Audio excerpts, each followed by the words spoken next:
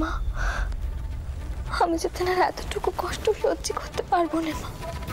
আমি তো কাউকে কিছু কইতেও পাচ্ছি না। তুমি রক্ষে করো মা, রক্ষে করো, রক্ষে করো তুমি।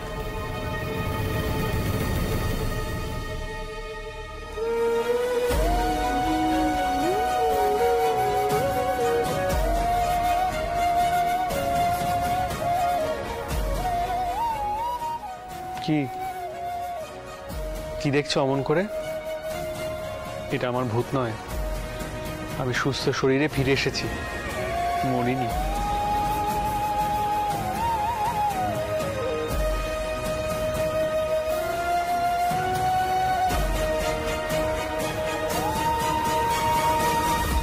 মা, ওখানে ওখানে আপাতত সব শান্ত হয়েছে। আমি ভুজঙ্গকে কিছুদিন থেকে আসতে বলেছি, আর কোতোয়ালিতে গিয়ে কিছু দারোগাদের ওখানে নিয়ে গেছি। আর মোড়ল মশাইকে বলেছি প্রজাদের মধ্যে কিছু শক্ত সবল ছেলেদের নিয়ে একখানা পাহারাদারের দল তৈরি করতে। তাদের লাঠিকালে শেখাবে ভুজঙ্গ, নিজেদের রক্ষা করতে তো শিখতে হবে। তুমি ভালোই করেছো মতুর, কিন্তু মতুর বিপদের তো এখনো শেষ হয়নি, তাই তোমাকে ডেকে পাঠালো। যাই হোক, তুমি ক্লান্ত, তুমি এখন চটকুকির কাছে যাও। কাল সকালে না হয় আমি তোমার সাথে কথা কইব। মা, কিসের বিপদ হয়েছে? মতুর বাবু, এখন এসব কথা থাক, আপনি এখন ঘরে যান। দেখি বিপদ আপদ তো লেগেই আছে।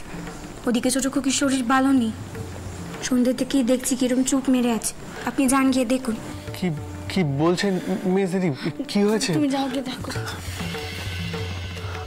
ও কুমারী, কুমারী, কি হয়েছে রে চটকুকি? তুই তো আমাকে কিছু জানাসনি। কিছুই হয়নি মা, সে তো আমি এমনি কইল। আমি না কইলে মথুরবাবু অমন করে ছুটে যেতেন? কুমারী, কটা দিন এখানে দেখে যা না মা, অন্তত চটকুকি স্বাদ হওয়াটুকু সেটুকু দেখে যা। তুই যেমন করে রঙ্গ তামাশা করিস, এতে নিশ্চয়ই চটকুকির খুব ভালো লাগে। সে তো এই পিত্ত মা হতে যাচ্ছে। এই সময় আমরা তো কেউ তার ভালো করে দেখাশোনা করতে পারছি না। এ তো তারও পিত্ত মা হওয়ার সময়।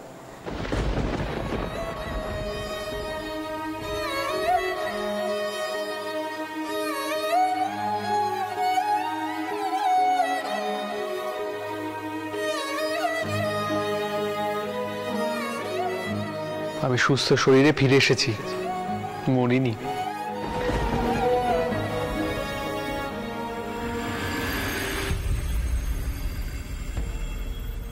এই যে তুমি এখানে, বাতাসি দিদি বললো তুমি নাকি ঠাকুর ঘরে, আমি সেখানে গিয়ে দেখলুম তুমি নেই।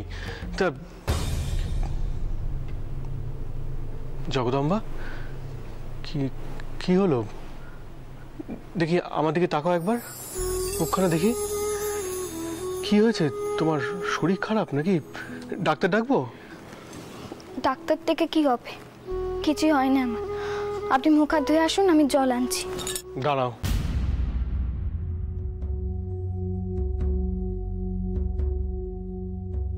আমায় ছুঁয়ে বলো দেখি, কিছু হয়নি তোমার? আপনি তো সব মানেননি বলেই জানতো। হ্যাঁ মানি না, কিন্তু তুমি তো মানো। এবার আমায় ছুঁয়ে বলো তোমার কিছু হয়নি, বলো। যাবার আগে তো একবার কয়েও যাননি, এসেও খোঁজ নেননি আমি কেমন আছি। তাহলে এখন এত প্রশ্ন কেন করছেন আপনি? আমি যে একটা মানুষ আছি সে কথা কি মনে থাকে আপনার? শুনুন, আমাকে নিয়ে মাথা ব্যথা করার আপনার কোনো প্রয়োজন নেই। কত যেন আমার কথা ভাবেন আপনি। কি মেজাজ, মেজাজ যেন একেবারে নাকের ডগায় চড়ে থাকে, বোঝার সময় নেয় না।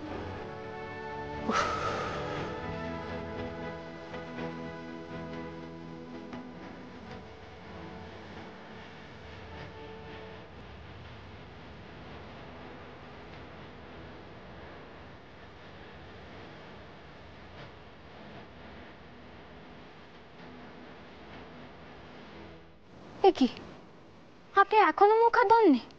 যান। এই যে ভূপাল বাবু, আপনার মাকে একটু বলুন তো যে আপনার বাবা মশাই এতকাল পরে এসেছেন, তাকে যেন বকাবকি না করে। কি হলো বলুন। থাক, আপনাকে আর আপনার ব্যাটার সাথে শো অফ করতে হবে না। যান, মুখ হাত ধুয়ে আসুন। যথা আজ্ঞা দেবী।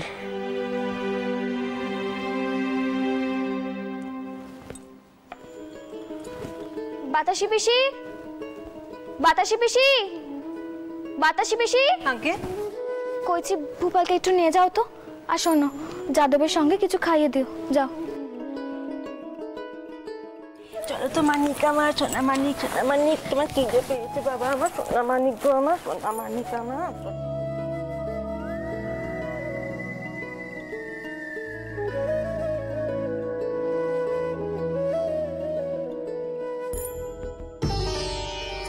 আর কি করছো? পায়ে হাত দিচ্ছ কেন হঠাৎ করে?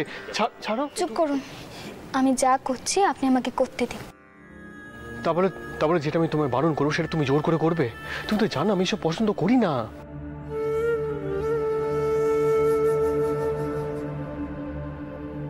আমি কোনোদিন আপনাকে পেন নাম করেছি? আপনি পছন্দ করেননি বলে করিনি, কিন্তু আজ করল। আপনি আমার দেবতা শুধু সেই কারণের জন্যই নয়, এই যে আপনি কোনো কিছু চিনতে না করে পাগলের মতো ছুটে গেলেন মাকে বাঁচাতে, এই জন্যই আমি আপনাকে পেন নাম করলাম।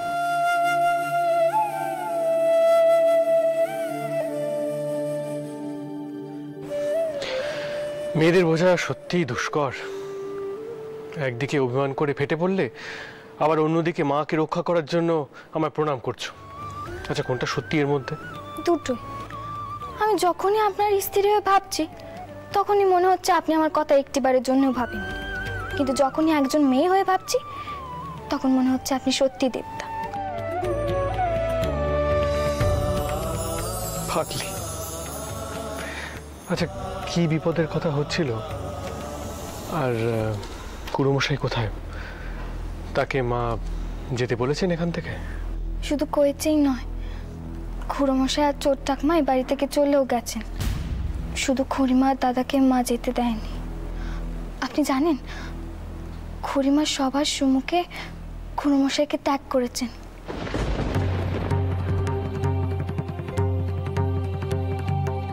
কি কি বলছো কি তুমি?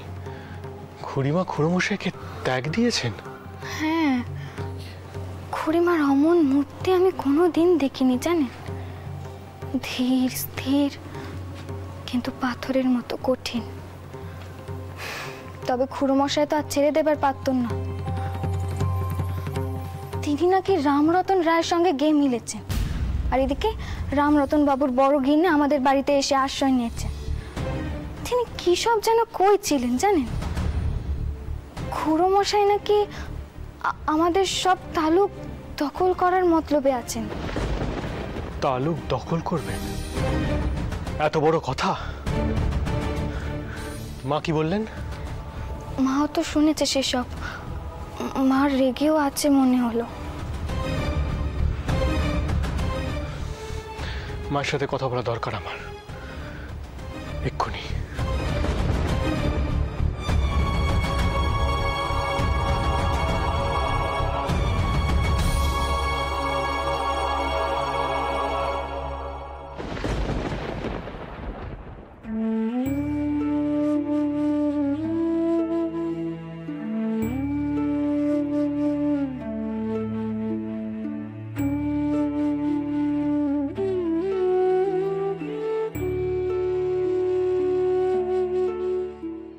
শক্তি দিন, যাতে আপনার কারবার সম্পত্তি সব কিছু রক্ষে আমি করতে পারি। শক্তি দিন।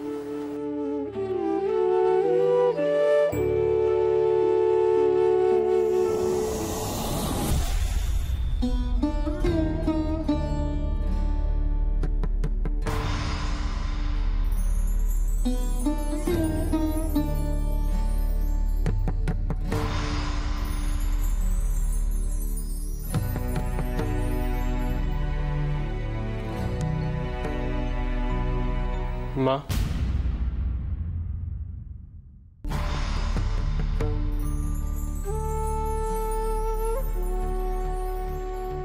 মতুর, তুমি নিশ্চয়ই ছোট খুকির মুখ থেকে সব কথাই শুনেছ। তা তুমি কি ভাবছো বলো? আমায় অনুমতি দিন মা, আমি লেঠেল নিয়ে নড়াইল যাই। ওরা আমাদের তালুক দখল করার আগে আমরা ওদের তালুক দখল করে নিই। রামরতন রায় ভাবতেও পারবে না যে পাল্টা আঘাত করতে আমরা ওরই জমি জমা কেড়ে নেব। আর কোম্পানির কাছে আমাদের আমাদের বাড়ির যা মর্যাদা, তাতে নালিশ করেও কিছু করতে পারবে না। এটাই হবে ওর উচিত শাস্তি। না মতুর, না।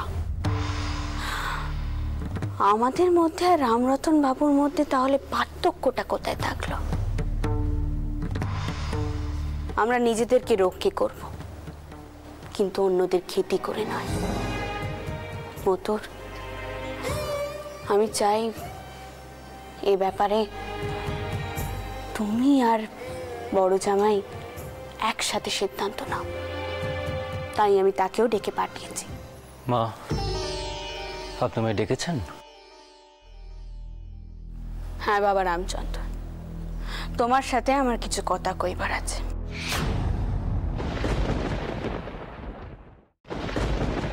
তোমরা খুব ভালো করে জানো আমার জামাইরাই আমার বেটা।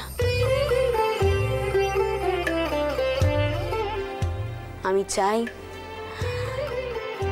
তোমরা এক হয়ে তোমাদের বাবা মশাইয়ের তালুক, সম্পত্তি, কারবার সবকিছু রক্ষা করো। এই সাত কি আমার পূর্ণ হবে বাবা? মা, আপনি আপনি এইভাবে কেন বলছেন?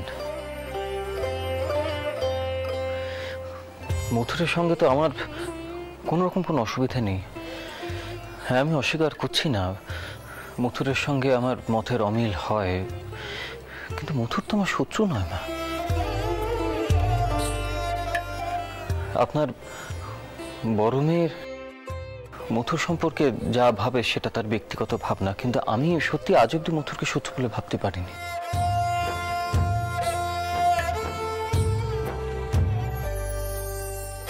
এবং মা, সব থেকে বড় কথা, আপনার মনের কোনো স্বাদ কিংবা আপনার কথা ফেলে দেওয়ার মতো স্পর্ধা এবং ইচ্ছে কোনোটাই আমার নেই। আপনি বলুন আমাকে কি করতে হবে।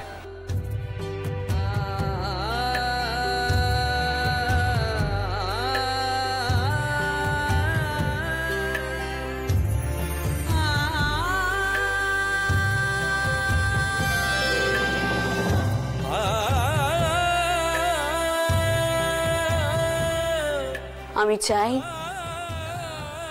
তোমাদের বাবা মশাইয়ের এক কাঠা জমিও যেন আমাদের হাত থেকে হাত ছাড়া না হয়।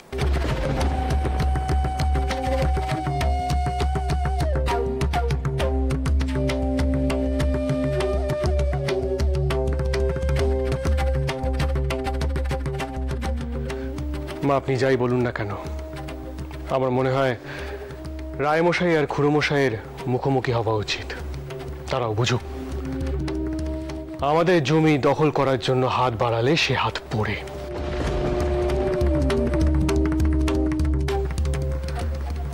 আপনি কি বলেন আটামশাই? আমি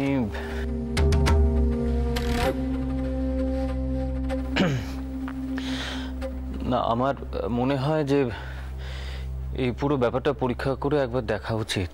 মানে এমনও তো হতে পারে যে ওই রামরতন রায় তার স্ত্রীকে এখানে পাঠিয়ে আমাদের ফাঁদে ফেলার চেষ্টা করছে।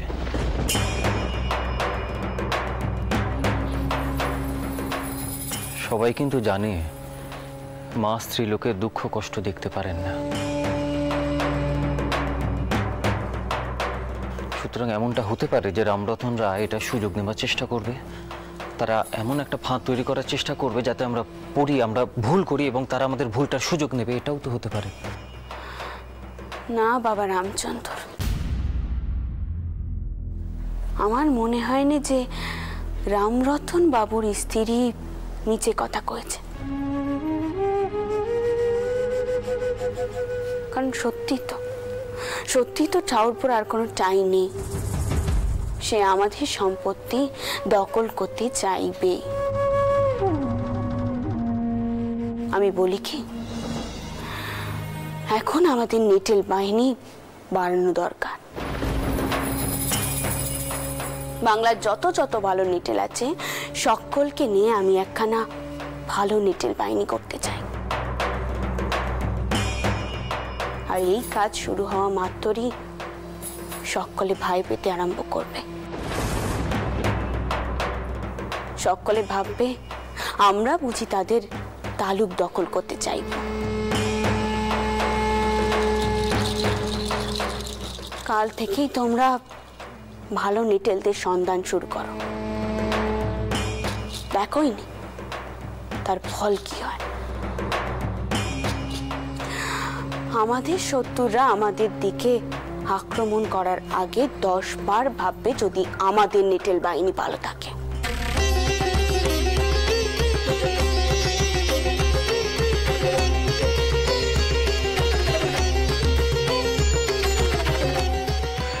কিন্তু মা 10 বারের পর 11 বার তো তারা এগোবে, তখন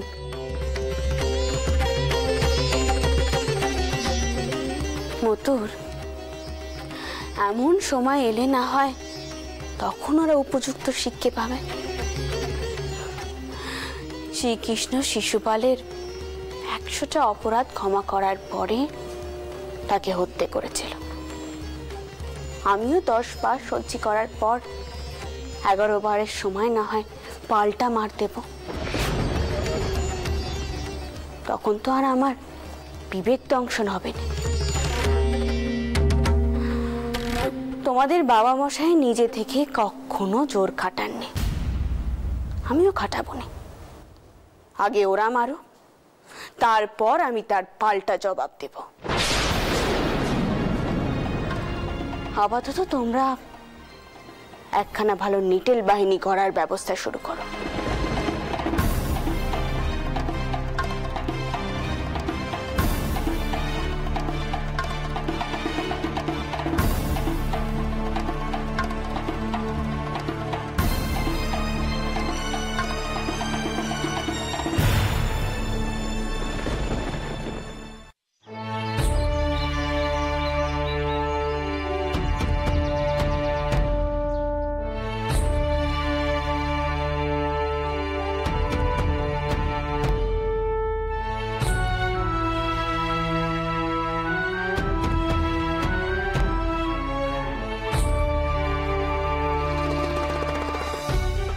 তোমরা সব ভালো করে লাঠি খেলো। রানীমা নিজে আসছেন তোমাদের লাঠি খেলা দেখতে।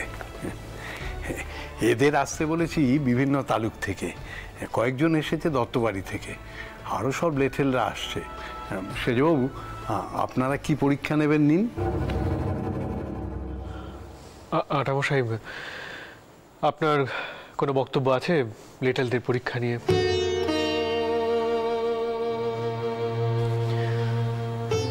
তুমি কি সত্যি আমার কাছ থেকে কোনো পরামর্শ চাইছো মথুর, নাকি সবার সামনে এটা প্রমাণ করতে চাইছো যে এই বিষয়ে আমি ততটা চৌকস নই? কোনটা? আটামশাই, আমি সত্যিই জানি না ইদানিং কেন আপনি আমার প্রত্যেকটা কথার উল্টো মানে তৈরি করছেন। আমি আপনাকে আগেও যতটা সম্মান দিতাম এখনো ঠিক ততটাই সম্মান দিই। আপনাকে ছোট করার আমার বিন্দুমাত্র ইচ্ছে নেই। তবে আমি জানি না এসব কথা বলে কোনো লাভ আছে কিনা, কারণ আপনি হয়তো আমার কথায় সন্তুষ্ট হবেন না। তাই কৈফিয়ত দিয়ে আপনার সময় নষ্ট করব না। যদি কোনো অন্যায় করে থাকি তাহলে আমায় ক্ষমা করবেন।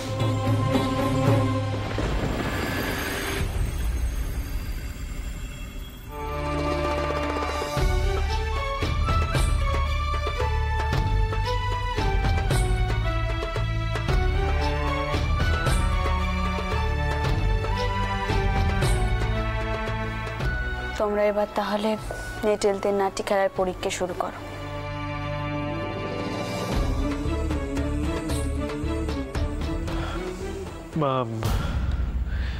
নায়মশাই আছেন, উনি লেটেলদের পরীক্ষা নেবেন।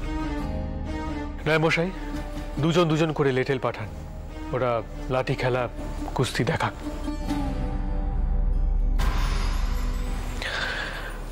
মা, আমি ক্লান্ত বোধ করছি, অন্দরে যাচ্ছি। আটামশাই আছেন, আর যদি কোনো প্রয়োজন পড়ে তাহলে আমায় ডাক পাঠাবেন।